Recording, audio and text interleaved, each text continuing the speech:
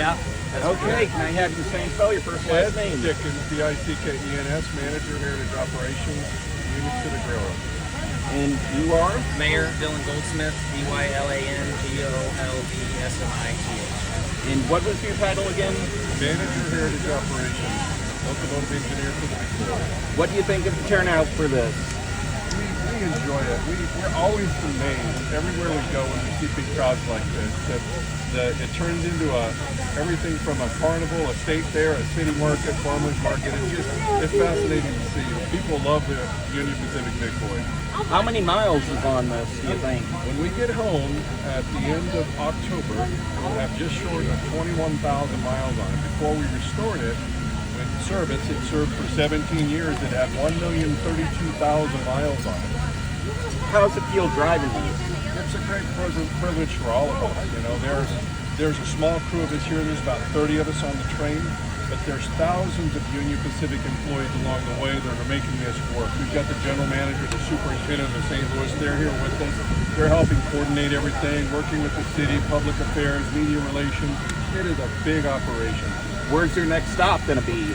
Well, we're going to work our way into St. Louis, and for those interested in our schedule, they can go to upsteam.com, where we have a tracking map with a GPS tracker, and we also list the safe places where we want people to see the Big Boy, 25 feet back. And, sorry. Why Nomomis? How do you pick this route? Well, this is part of a significant route between Chicago and St. Louis, and we select different routes based on our business objectives for the year. And that's one of the funner parts of my job is I do the planning and logistics. But the Union Pacific travels on a big steel freeway. And for those familiar with the Union Pacific network, it spans from Chicago to LA to Portland, down to the Houston, Louisiana, down into what's the big city I'm trying to think about. And you know, where they have the Mardi Gras. Oh, that's right. New Orleans, there you go. It's a fabulous big network. So these steel freeways are all over the nation.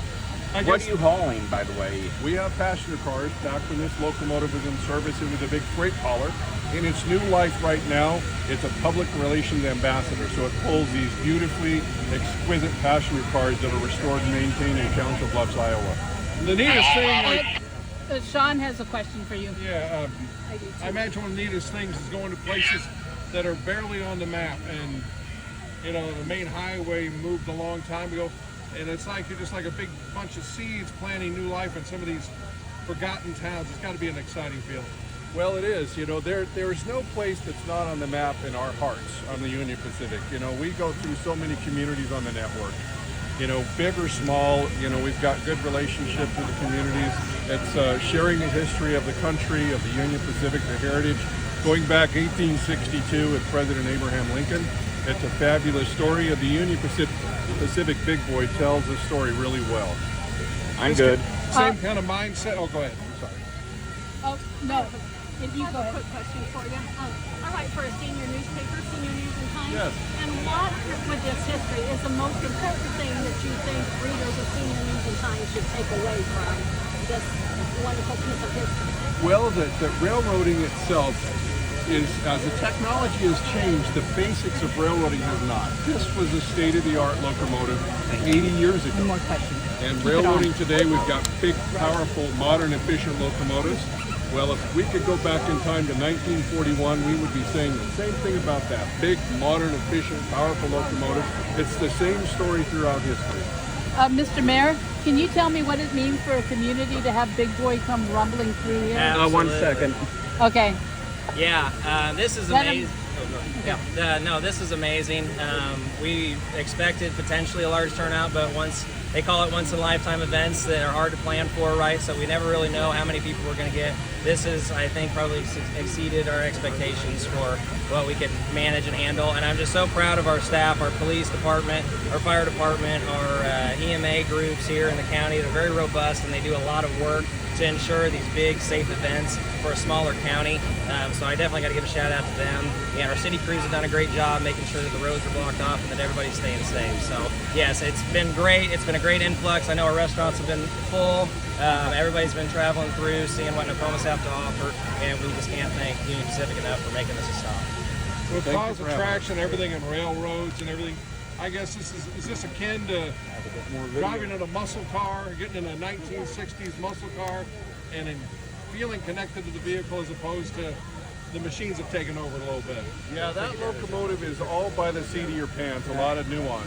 Modern equipment today, just like a modern car, they've got self-driving features and a lot of autonomous features. This locomotive doesn't. It's 100% manual. Everything that it does, every sound it makes, every motion, every wisp of steam is controlled by human input. And so that's the connection I think that people can relate to because it feels alive. And people feel that. They feel the heat radiating off of it. They feel the ground thundering as it's rolling by 25 feet back. It's a fabulous experience for all of us. We have time for one more question here. You gotta have a great tail go ahead if you want. How did you get into this? If you look around in the crowd, you're going to see some little kids dressed like train engineers. 50 years ago, that was me. Oh, nice. So, you know, we all like it. It's a very special, very important job we have, but we like it. You probably can detect some enthusiasm in our voices, but it's a great experience for us, and it's our calling in life. All of us on the crew, we're very, very blessed to be a part of this. All right, listen, thank you guys.